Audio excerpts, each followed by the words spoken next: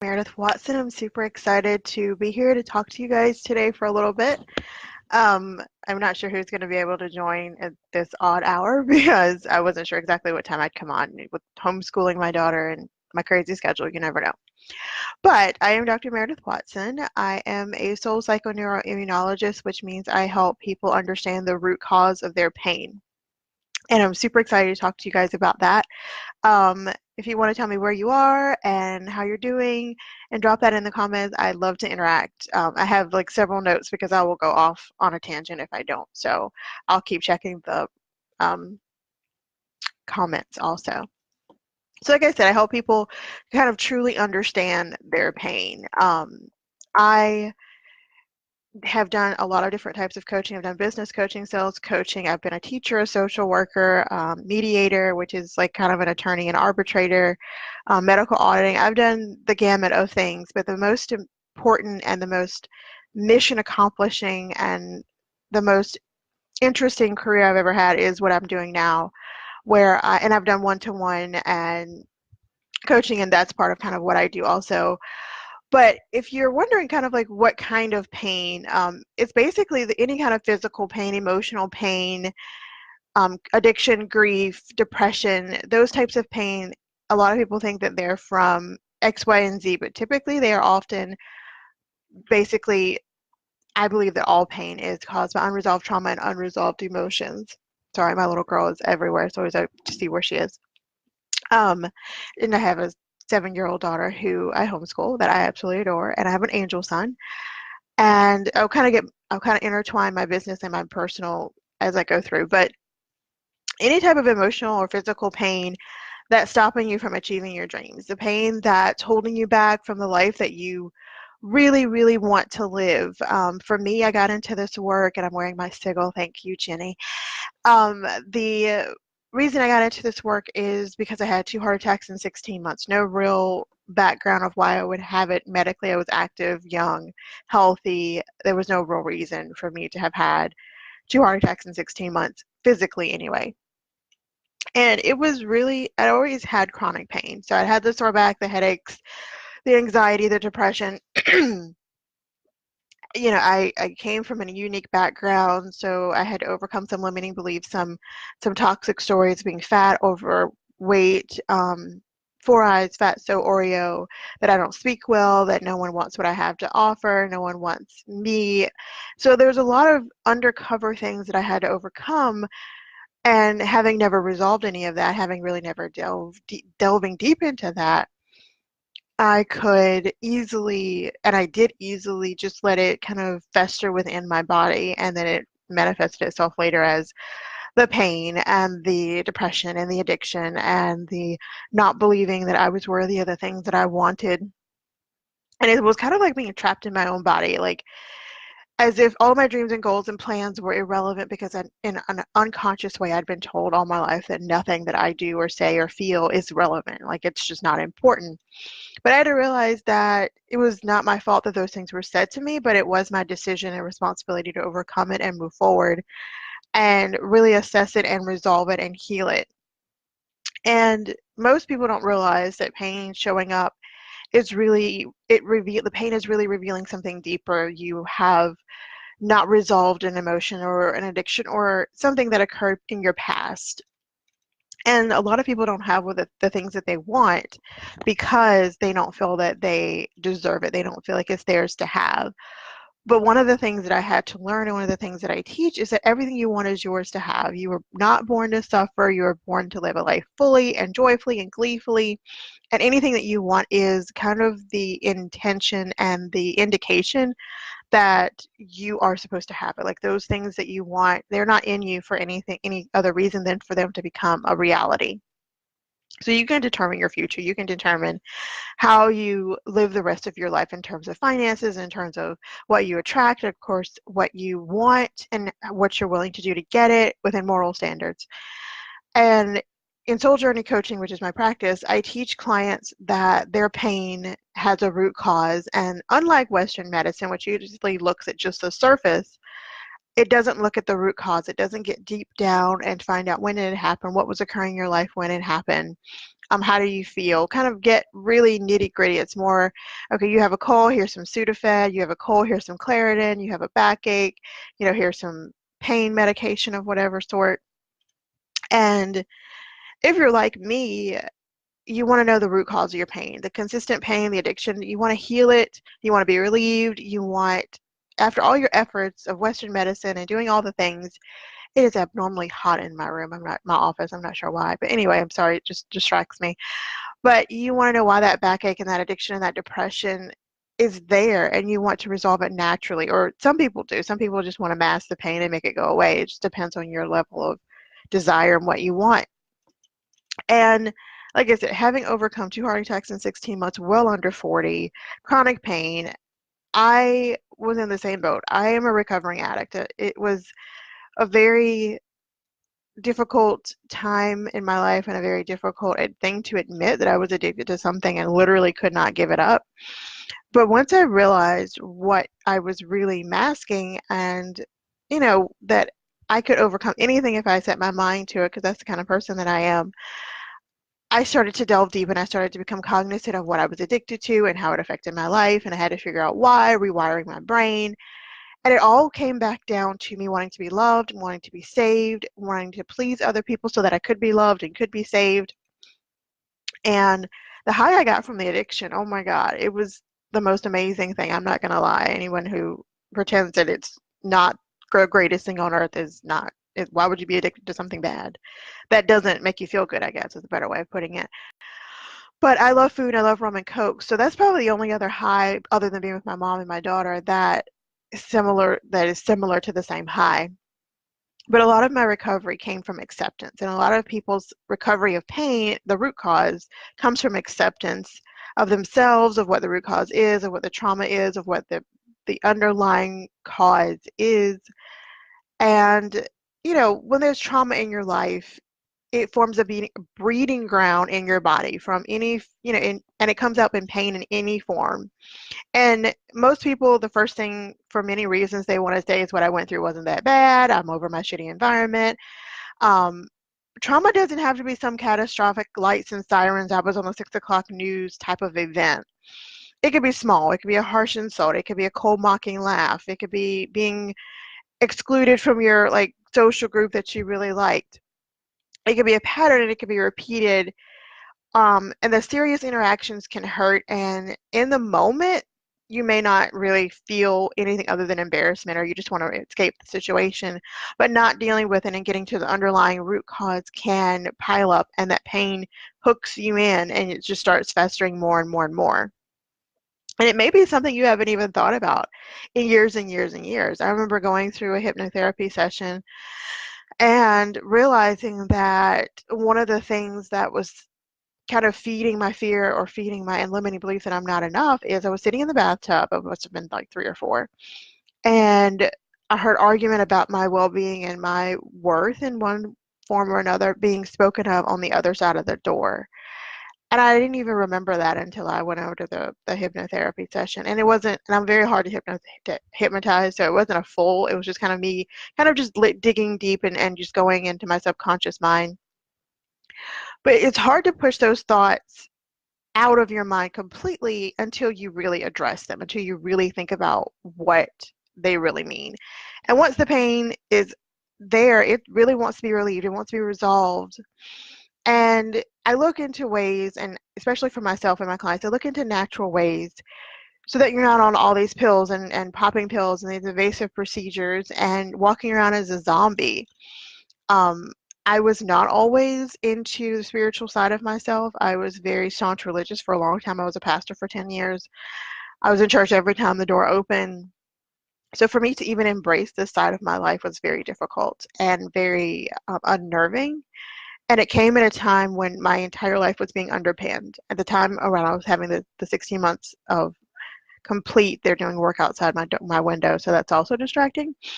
Um, the time that I was having these heart attacks and this excess pain and inability to really get up and do, it was because, hi Jenny, so sorry, I'm like totally trying to get into the groove. But um, when I went through all of this, it was a lot of me also spiritually awakening, my spiritual awakening, where I was really realizing that I had to change and I wanted to change and I wanted something better. I wanted something more soul feeding. And I looked into so many different things, everything short of a shaman. And then actually, the person I was working with at the time was studying to be a shaman, so it's very funny. And I looked into angel Reiki. And what angel Reiki is a little bit different than regular Reiki because it works at a soul level, addressing the cause of a condition, which is what I do. That's the purpose of what I'm doing in the field of psychoneuroimmunology. And it advances really deep healing and transformation. And healers, for me, I don't try to enforce or convince my clients that they need me. What you need is inside of you. Everything you need is yours, and what you need is already in you. We already have the natural ability to heal ourselves, to overcome, and to get through. I am just kind of like that light that sheds the light on, kind of like the light bulb with a flashlight that sheds the light on your authenticity and your value and how amazing you are. And I just kind of put that light down there and I'm like, look and see how great you are and how wonderful you are. And I feel like that's my purpose, is to help other people rise above the ashes that consume them and really show them what's possible. But the work I do allows me to help people feel free from physical, ancestral, emotional, and karmic instabilities across time and space. And that also goes back to how you feel about other lives and how that's gotten you to the point that you're in now. I'm also a big proponent of polarity therapy, which is really the study of balance, kind of once your energy is unbalanced, barricaded, fixed due to tension and additional factors, pain and disease will develop. It's just kind of the way it works. And they manifest in a sequence, and it's really at kind of like a soul level. So polarity therapy is about trying to balance that energy back so that you feel more alive and feel more healthy and feel more in your own body and in your own the natural sense of yourself, kind of like owning your truth, kind of like owning who you truly are at the core, getting that balance back into your life. I'm a big proponent on journaling. There's nothing more I can't even talk. There's nothing more cathartic and helpful and recovering inducing than having that non-judgmental platform where you can just vomit your feelings and thoughts without judgment and really look at it and assess it, and then later on going back and seeing how far you've come. If you saw my journal 2 years ago versus my journal yesterday and today and tomorrow, you'd see that there was an evolution of change. There was an evolution of growth. There was an evolution, period. And in order to do that, I had to be honest about what was going on, how I felt about it, and why I felt how I felt, and what I was doing about it. And it's just, for me, it's been one of the, like, the pool of tools I've used, it's been one of the most helpful. I also utilize with my clients and myself. I don't teach and practice anything with my clients that I don't try myself because I would be my own guinea pig. Binaural beats, and I don't know how many of you are familiar with that, but it is basically sounds and music. I'm a big proponent of music, and I love music. I don't know how I would live without music. And it stimulates the brain in specific ways to induce relaxation and meditation and creativity and other desirable mental states. It's helped me get over my addiction. It's helped me get over grief, get through grief. It has helped me in sleeping. I had a hard time sleeping for a long time. Now I sleep really soundly most nights unless something's on my mind. And in the work that I do, I teach my clients, like I said, that I just hold space for you while you awaken your inner self, while you really kind of delve deep. And there's nothing, another thing that I feel is so important is having kind of like this partner in crime where you're with someone who understands and can get in the trenches with you and understands what you're going through and doesn't just kind of bypass. And, nothing wrong with love and light because I say it all the time, but kind of it's more like, yeah, that happened to you. I'm really sorry that that happened to you. Let's demolish it and overcome it and rise above it because it cannot usurp your entire life. And a lot of people get really consumed with addiction and depression and chronic pain and not wanting to live their life because they're in so much pain. And having chronic fatigue and fibromyalgia and several accidents where, I was immobile for a long time, it was very difficult to want to get up and do. And when I had my daughter, I immediately started my own practice because I wanted to be there with her. I wanted to never miss a moment. And one of the reasons I homeschool. By the way, the one thing I forgot about is homeschooling. As a work at home mom, you need to schedule time for yourself because you cannot pour from an empty cup. I also changed dieting. A lot of people, I'm one of those people that likes carbs. I was addicted to carbs, and I don't mean like a little bit. I'm like, I gained probably at least 50 pounds because I was trying to fill a hole. And I filled it with, what are they called? Bagels and Philadelphia cream cheese and the full cream cheese, not the one-third fat-free or anything like that. I ate the whole thing. And a lot of people use food as a crutch, not a crutch, as a tool to get through their pain. And then that can manifest into other things like issues with your body and then not liking your body. I was very unhealthy weight probably the first 6 months after my daughter was born. And it wasn't because I was a mom, even though that comes with its own crosses to bear. It was because I was trying to numb because I was like, I don't know how to be a mom. I don't know. And then the pain started, and then the blood pressure thing started. And it's just kept compounding and compounding and compounding. So it was kind of like a road to the heart attacks, but I had already cleared up the weight problem. So I was back to being healthy. And when you're in pain or when you're having depression or addiction or whatever your issue is, a lot of times we don't want to look at what's really going on at the time. At the time I was having the heart attacks, I was at a very serious crossroad also with my mom. She is my heart and soul. I love her to death. She's everything to me. I lost several people that I love, so there comes the grief. I was having my entire life underpinned, the underpinning, the foundation of my life completely demolished. Everything I thought in my life that was secure and stable, I was losing. I was losing the ability to have control over my life. I'm going to give you a couple more real life examples of just normal things that you wouldn't think would be the root cause of unresolved emotions and trauma. And I don't want to take up a whole lot of your time, but I do want to make sure that you understand kind of how important this work is and how important it is, not just as a clinician or a practitioner, but as it is for you. Like, you can do the work. I just like to work with my clients because it's so much easier when you have a partner in crime. And I really don't know how I would have really recovered at the rate that I did without some accountability. But let's just look at a cold. You have this nasty cold. And a lot of times it's the season. You've been around people that might have been coughing and sneezing and you catch it, you catch the cold. But honestly, one of the more psychoneuroimmunology reasons that we go through the cold and we have the cold is too much is going on at once.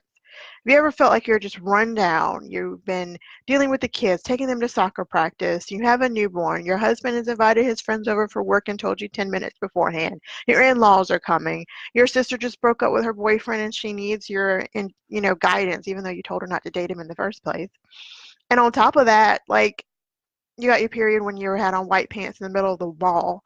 Like, there's just so much going on, and you just cannot get a handle on any of it. You have like a bazillion balls in the air, um, and they're all going to fall on your face. So that small hurt, like, no one's appreciating. Your husband just told you he's bringing home guests on top of everything else he knows is going on in your life. You may very well feel like he doesn't care about what's going on in your life, and why add more fire to the already bubbling boil of water? And think about these things, like, what's going on in your life when you're having this cold? For me, my stuffy nose, I get a stuffy nose a lot more than I probably should. And I also grew up with throat pain, not expressing myself, not speaking my truth because I was afraid no one would listen to me. No one cared what I thought. I was told I talk like I have a mouthful of shit. I mean, I was told so many things that it's no wonder that I was afraid to get up in front of people and speak. There was no wonder that I didn't want to pursue any relationships or actually be in front of people. And I'm an introvert, which probably goes back to the feeling like I'm not worth the attention and time that other people expend when they're with others. But your stuffy nose, your nose is probably one of the first things people see when they walk up to you or see you, and it's about recognition. It's about not understanding your inner worth and that recognition that you need, not necessarily validation, because we should look for validation not from other people, but from ourselves. We should be appreciating ourselves. It's nice to have the thank yous. It's nice to have the notes of gratitude from other people, of course. But more than anything else, pat yourself on the back. I did a great job. I pulled that dinner off without a hitch. I got my sister back on, the right track. She feels good. These kids, I'm going to get them all healthy with some eucalyptus. So ukulele is an instrument. But anyway, you're not feeling noticed. And it's kind of like when you have the runny nose, you're asking for help. It's like that inner crying. And a lot of people are not, a big fan of any of this. They're like, it's just bullshit and it's crazy. But all the patients that I've worked with, except one, it's been very open to understanding that their root cause is something that they just haven't resolved. And I think the one person that I didn't have as much success with, I think she understood that her pain was a result of unresolved trauma, but she didn't want to, I think she was afraid of what admitting that would mean. And that's completely understandable. I didn't want to admit that I was addicted. I didn't want to admit that I was, hurting in the way that I was, and that the truths that I had to come to grips with were true. It wasn't something I wanted to do. And I've had migraines since I was 14. I don't know anyone else who's suffering with migraines. If you suffer with migraines or a lot of chronic pain, put that in the comments. I'd love to hear, not basking your pain, but just to hear kind of if other people struggle with the same things. It's very comforting to know that other people are in the same boat or have an idea of how you feel. That's also very cathartic, I've found. But migraines, and I started having migraines when I was 14. I had a terrible car accident. I just lost my favorite uncle. We were driving in a blizzard, and my aunt fell asleep at the wheel. She'll never admit it, but she fell asleep at the wheel, and we did a figure eight. The guardrail, the things that hold you from the other embankment and then the road, that guardrail did a figure eight in the top of our car, and we almost lost all of us, and it was 14 of us in a car. That was traumatic in and of itself. But the migraines, it was interesting later in life figuring out where they stem from. I almost lost my birth mother, who I'm not close to. I'm adopted. My father had to take a lot of time off from work, so I felt like everything was an inconvenience to him. He never said it was. He wouldn't have ever done that. He was a wonderful person. And, just this, I had to take time off from school, and I liked school. I enjoyed learning. It was a place where I could excel. I could grow, and I could show off, not show off, but I could excel. And think about when you're having a migraine. What's going on? Are you resisting something? Is there some change or direction in your life that you're not quite comfortable with? It could also go back to not being comfortable sexually. I'm very shy. I talk dirty a lot, and I have a dirty mind. But it's also kind of a mask because I'm not really that proficient in that area. I cannot believe I just said that, but it's true. That's my ex-husband. And you're kind of minimizing your greatness. Like when people, headaches, you're often like that tension and that stress, and you're freaking out. You're not honoring yourself. A lot of people, when they go, like, I'm an introvert to my heart. So when I go out to social events, I often find myself having a migraine because I'm not honoring my introversion. I'm trying to be the social butterfly, and I do it well, but then I have to go off by myself. So it's like you're not acknowledging yourself, and that tension is building up. This one was pretty serious for me. It's the heartburn, the heart attack, fear, clutching of fear. When I had the heart attacks, like I said, I was having a really crazy moment with my mom. I wanted a position in her life. I'm adopted. Her husband hates me, and I wanted to feel like she loved me, like she would choose me, like I was included. She has two older sons who are very, very professional and good-hearted men and strong men, and I just wanted to feel like I measured up. And to this day, I found myself the other day, and it's so embarrassing, but it's true. You have to admit who you are at the core. I was calculating how much I make and then how much they and their wives make, and it was this is so childish and petty, but I was like, I am so awesome because I make more as myself by myself. I'm not with my daughter's father. We were married for a number of years. I'm not the marrying kind. That's another story for another day. I make more by myself than the couples make, like the two sons and their wives make together. And it was, see this like smirky smile on my face. I'm not proud of that, but it's true because I didn't ever feel like I was good enough. I didn't feel like I was worthy enough to sit at their table for the longest time. And that plus my mom obliterating me in my kitchen, which was the beginning of the heart attacks, and then pretending she didn't remember, so gaslighting me and like making me feel like my reality wasn't true, and then letting her husband sit for 45 minutes and berate me as she sat next to him. All of that was very traumatic for me. And it proved that it was feeding into the limiting belief: I'm not enough, I'm not worthy, I'm not good enough, I don't get to sit at their table, he wins, I lose, kind of that feeling. And then I've had clients who've had the chronic pain, and they realize that through the talk therapy, through the biofeedback, which is just kind of taking an assessment of your day, kind of like journaling through the day of when your body is doing certain things and what's happening around that time. Um, they've One of my clients, commented that she tried a lot of other things, but really getting down with the Reiki and the journaling and the polarity and the binaural beats and the treatment plan that we created for her, because everything's customized for each patient. She was now able to really hone and delve deep and resolve and move over and through and above the things that had been keeping her stuck for all these years. And I often ask my clients, whether you're a proponent of really getting to the root cause of your pain or not, or if you really want to, or if you're ready for that, think about what it means not to. What it means to continue to have that nagging backache and those migraines, that chronic pain, the depression, the addiction, getting caught up in your grief. Not that grief doesn't have its place, but sometimes it can usurp your life. And I know it can, because I lost my grandmother in the time frame I was having the heart attacks, and it just about took me out too. It really did. If I didn't have my daughter, I'm not 100% sure I would have kept fighting as hard. But then I might have, but we'll never know, and it doesn't matter. I'm here now. And how would it feel to move through your pain and to heal it in some regard and reduce the pain and to kind of clobber your addiction and overcome and rise above and not just mask the pain? Like, how would that feel to wake up excited about the day and wanting to live and wanting to fight and wanting to go and wanting to enjoy, finally enjoying? I like the commercial. It's a Depends commercial. It's not really Depends. It's a similar Depends commercial. And the woman's like, she doesn't get to live her life because she's always worried about having accidents. A lot of people, their pain keeps them from living their life to the fullest. And for me, it was a lot of me coming to grips with my pain also stopped me from accepting things that no longer served me. I got out of a over decade marriage to a wonderful guy. I'm just not the right person for him. He's not the right person for me. I'm not the marrying kind. Most people say they're getting married, and my first subconscious question is why, even though I throw the best showers. So also part of the work is understanding who you truly are at the core and owning that.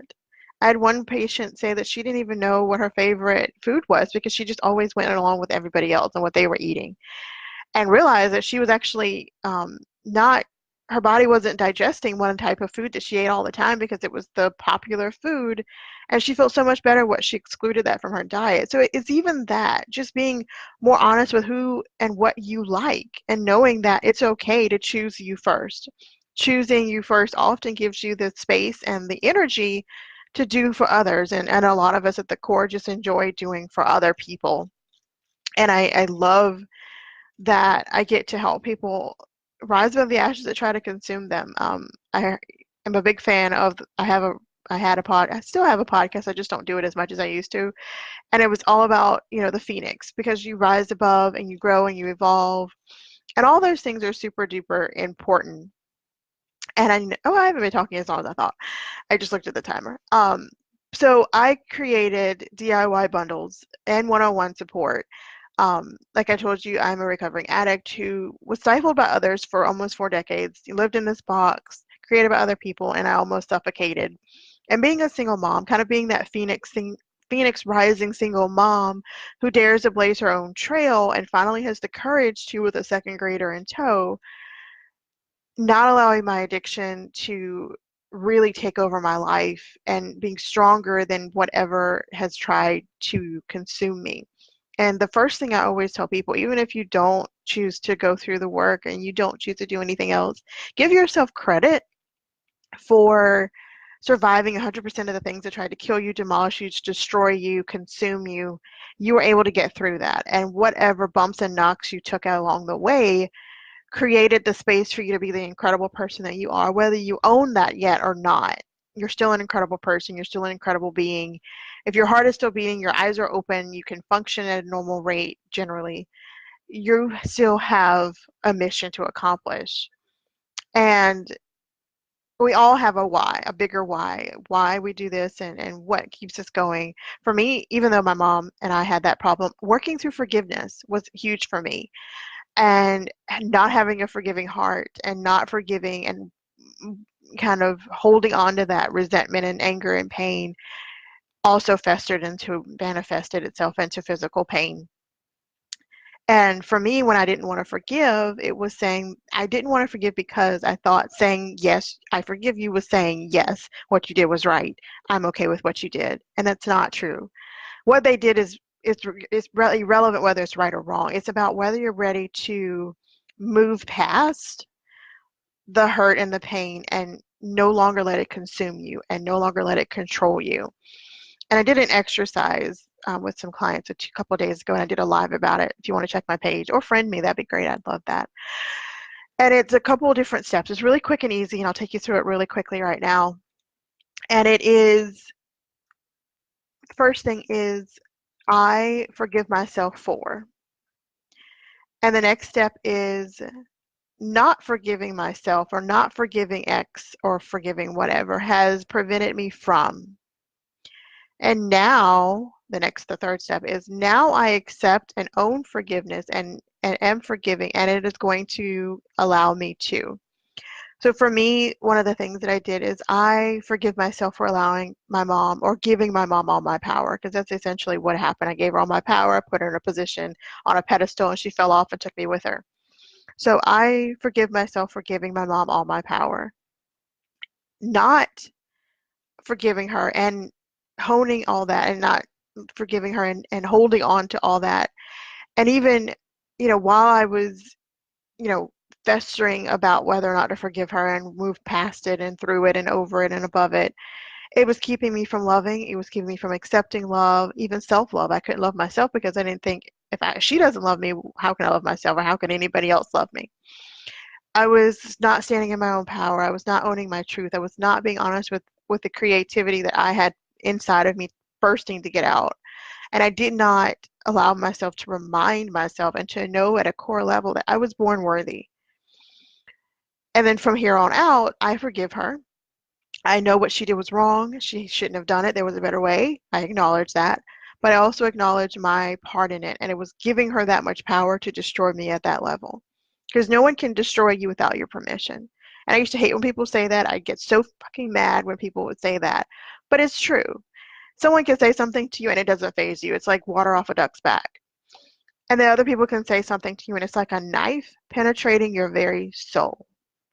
But it's a matter of how much you let people in and how much you let what they say affect you and what they say do to you. And a lot of us we're battling demons from childhood. We're battling demons from that high school event, that middle school issue, things we don't even remember, childhood issues, like before we thought we could remember. So it takes time and energy and dedication to really delve deep. And basically, I could probably call myself a root doctor, but that has negative connotation. So it's really about really delving deep and uncovering the root and knowing that everything is yours to have. There's nothing wrong with wanting it all. There's nothing wrong with wanting financial stability. There's nothing wrong with wanting good health and to be happy and joyful. And we're all spiritually healthy. It just sometimes we have a lapse in knowledge of that. And I had to overcome my fear of what other people thought. I know a lot of people have that issue where they worry themselves to death about what other people think about them. And the real thing is what people think about you, and this is something that blew me away. What people think about you has everything to do with them and very little to do with you most of the time, unless you're an asshole. In that case, yeah, it has a lot to do with you. But if you're just a person who's trying to get through this life with some level of dignity, grace, and finesse, and happiness, and joy, and wealth, and abundance, then a lot of people are projecting their insecurities onto you, and you can decide whether you deflect it or if you just like absorb it. And I'm going to cut it short, and not really that short. I'm going to finish it and then tell you a couple of things about my program and then head out. But There's a story I heard about Buddha and an oncoming person. And here's Buddha, and the oncoming person was just, freaking out and yelling at him and just feeding him all this negativity. And Buddha, of course, said nothing and just let the man talk. And the man was like, "Why are you not responding? Why are you not saying anything?" And I'm paraphrasing. It's probably not how the story really goes, but it's what I got from it. And the man is like, "Why are you not saying anything? Why are you not defending yourself? Blah, blah, blah, blah." And so Buddha replies that it's like when someone gives you a gift and you can accept it or not. And he's like, "You're trying to give me the gift of your anger and all the energy that you have that's negative, and I am deflecting it back to you and giving it back to you." And in essence, you're saying, "I hear you, I acknowledge your feelings, but I am not going to take them as my own." People call me Four Eyes and all the other names. A lot of them I'm no longer talking to. They're not in my life. They're not in my space. But they were people who I see now were they're part of the plan. Think about this. They're all part of the plan. But the root of why they were projecting was some of them didn't want to see me rise. It was kind of that crab mentality. Let me pull you down so you don't get out of this bucket and we're all stuck here together. But some people are afraid of your power. They're afraid of your might. They're afraid of your passion because they don't have it, they don't know it, they don't feel it. It's not always jealousy, but sometimes it's just they have no idea how to be where they want to be. So they want to keep you from being where you want to be. And some people it goes back to their root cause. We're all coming to the table from a different path. It's kind of like we're all sitting down at this table and you come from this place and I come from this place. But the question is, can we sit all at the same table and accept each other's story and accept each other's path and journey and not completely attack each other? And a lot of root cause pain is just basically from an attack of some sort of your person, of your self, of who you truly are. If I let those people really get deep into my psyche and my mind, or continue, I did for a long time, I wouldn't be here because I would be so afraid to speak out. I would have been afraid to leave my hometown where I knew everybody and everybody knew me, and that's really annoying for me. And move to a state and city all by myself with my daughter. Leave a marriage that on the outside looked pretty darn good, but on the inside I was dying. I wake up in the morning and hate I was alive. So sometimes just removing things that no longer serve you can actually help you in so many ways. I was in so much pain when I was sitting there pretending I was happy. And then when I, kind of lifted out of that, you could just see the difference in the way I lived and the way I smiled and the way I had other things. There's always a journey, there's always a path, there's always something you're on the road to do. But your best life awaits. There is no one size fits all solution to living life, but there is an individual path for everyone to feel healthy and discover peace and experience personal growth. And it just takes that right approach. It just takes that right tweak. And it could be a nudge in a certain direction, defining a specific purpose, recovering from pain and trauma in your life. But there is a way, there is a path, there is a choice, and you get to choose to live a great life every single day. Every single day you get to choose how you're going to live your life, how you're going to live with whatever it is you're dealing with, and what you're going to do about it. And I created DIY bundles. It was a passion. It was kind of a passion project, and kind of giving birth to what I've always wanted to do was put tools in a toolbox and give it to someone and say, "Here, utilize this in a way that best suits you. These are all the tools. You make the house the way you want. These are the tools. You turn it into whatever you want." And I think giving someone the tools and letting them play with it, when we were kids, we would get these things and we'd get excited by the box, or we'd get excited about this piece, or we'd get excited about whatever it was. But it was when we were allowed to let our imagination run wild, and when we were allowed to really just dig into our talent and passion and go for it, that you would see these smiles across the board. So that's my DIY bundles. I created 13 of them. They all are the same price except one. It's a low cost bundle. It's kind of an entry level, kind of get a taste of who I am, what I do, and how I serve. But the topics range. I'm not kidding. They range pretty darn far. because there are so many different things that people want to talk about and feel are important. And I, being the eclectic person that I am, know that it takes 50 or 60 things to, not really that many, but it takes a lot to keep me interested in the tools that I've used to heal and to grow and to recover and evolve. And I still am on the path, I'm still on that journey. There's a lot that goes into that for me because I like to play around with different things and I'm just kind of that person. And I'm just running through my notes, make sure that I said everything I wanted to say. I love to eat. I love to sleep. By the way, if you ever want to go and have even a virtual meal, like you're eating at your table, I'm eating at my table, we're just talking, that sounds like fun because I love food. Food is life to me. The only thing that's been consistent in my life is I like to eat. Sometimes I don't feel like eating, but I need to, so I do love to eat a lot. But what I love to do is help people grow and evolve and find the root cause and evolve and shine and not let it, like my mom would say, not let the bastards get you down.